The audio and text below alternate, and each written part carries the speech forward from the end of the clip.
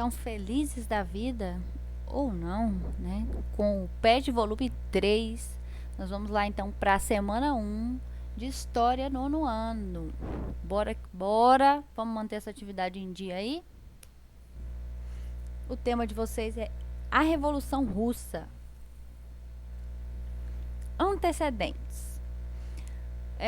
A Rússia pré-revolucionária era uma Rússia governada por czares.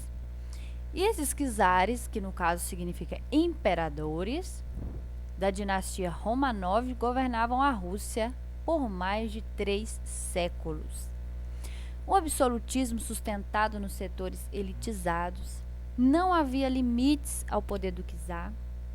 As diversidades do país mais populoso da Europa, cuja imensa maioria da população concentrava-se no campo.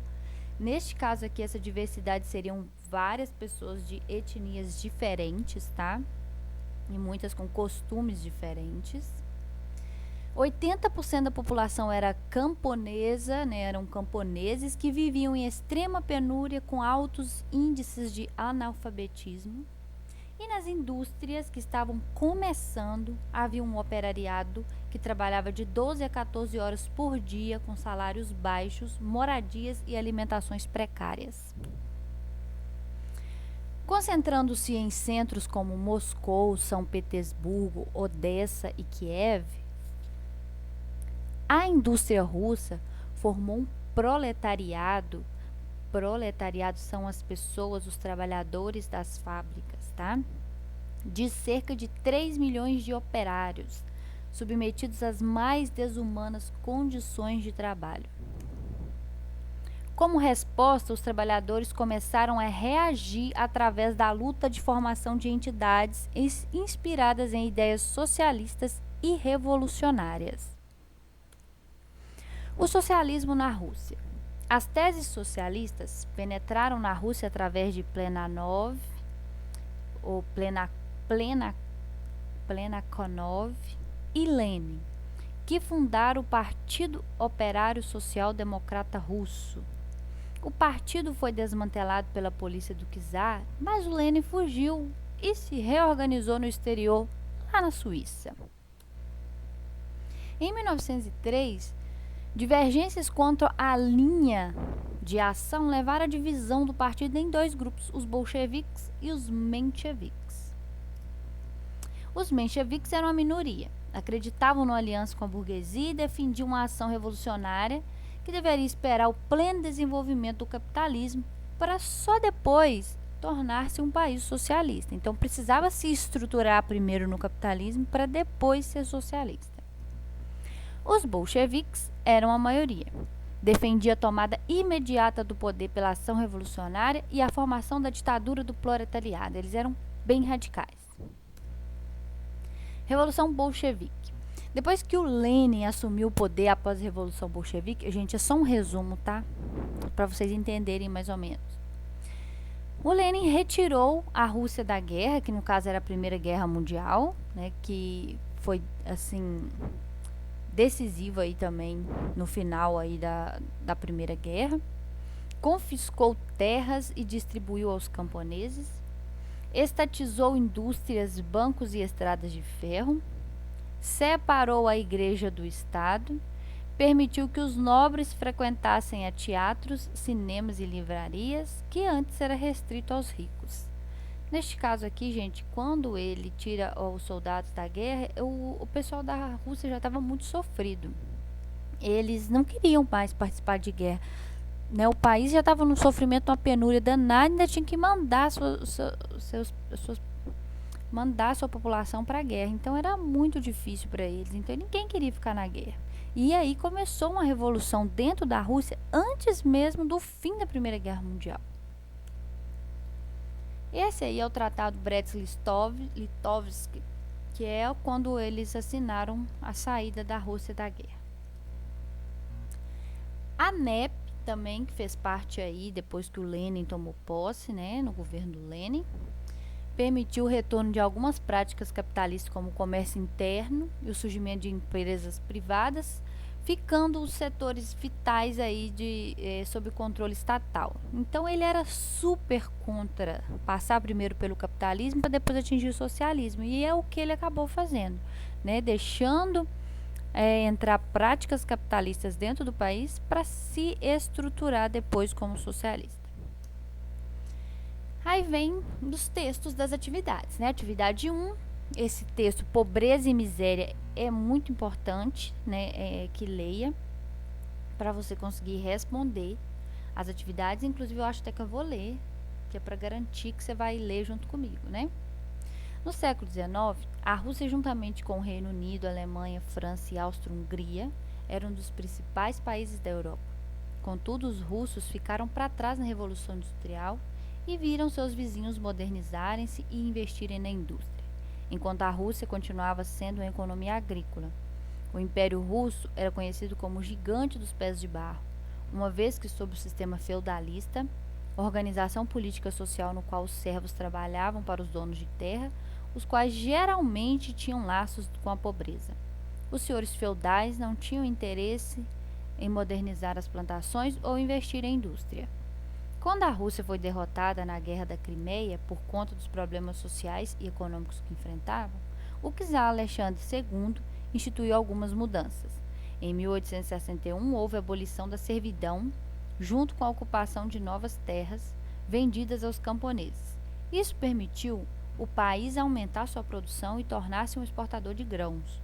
Com medidas também, houve um crescimento populacional que acabou aprofundando os problemas sociais na Rússia.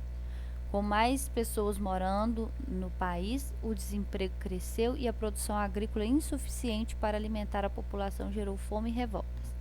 Buscando contornar a situação, o czar passou a estimular a industrialização financiada por investimentos estrangeiros. Com a instalação de indústrias na Rússia, cresceu a imigração no país, tanto de estrangeiro quanto de pessoas e de outras regiões russas que mudaram-se para as novas cidades industriais como Moscou, Petrogrado, em busca de emprego. Assim, nas últimas décadas do século XIX, o Império Russo finalmente se modernizou. Contudo, o absolutismo e as precárias condições de vida persistiram no campo e na cidade, onde os operários recebiam salários muito baixos. Aí vem uma imagem para você observar. Na legenda fala, pôster de 1918. Os opressores, o czar, o homem rico e o padre ortodoxo. Embaixo, o povo massacrado. Letra A. Por que a Rússia deixou de acompanhar os seus vizinhos como a Alemanha, França e Reino Unido? Então, como nós lemos ali no texto, porque a Alemanha, França e Reino Unido investiram na indústria, enquanto a Rússia continuava sendo uma economia agrícola. Letra B. A palavra gigante na expressão gigante dos pés de barro, atribuída à Rússia no século XIX, se explica pela extensão territorial, né? Porque era muito grande, a Rússia é um gigante. Mas, por que os pés de barro? Se explica por ser um país sem uma estrutura forte e organizada, com economia agrícola e uma modesta industrialização, com uma participação camponesa e operária que viviam em péssimas condições. Letra C. A modernização da Rússia, promovida pelo czar, garantiu o desenvolvimento de uma melhor qualidade de vida para toda a população? Não, nós lemos ali no texto que o absolutismo e as precárias condições de vida persistiram no campo e na cidade, onde os operários recebiam salários muito baixos. Letra D. Na imagem 1, observamos a representação de grupos sociais na Rússia. Que grupos são esses? A partir da imagem, que tipo de relação identificamos entre esses grupos? Aí lá na imagem nós vimos lá o czar, que é o imperador, o religioso, o padre ortodoxo, o homem rico, que é da nobreza, um soldado, né, que está com o chicote na mão, e o povo, né, que são os camponeses. A relação entre os grupos são de exploração, onde os mais poderosos viviam através do massacre da população. E se você observar, tem até ossos de pessoas mortas aqui, de tanto que era explorado essa classe trabalhadora. 2.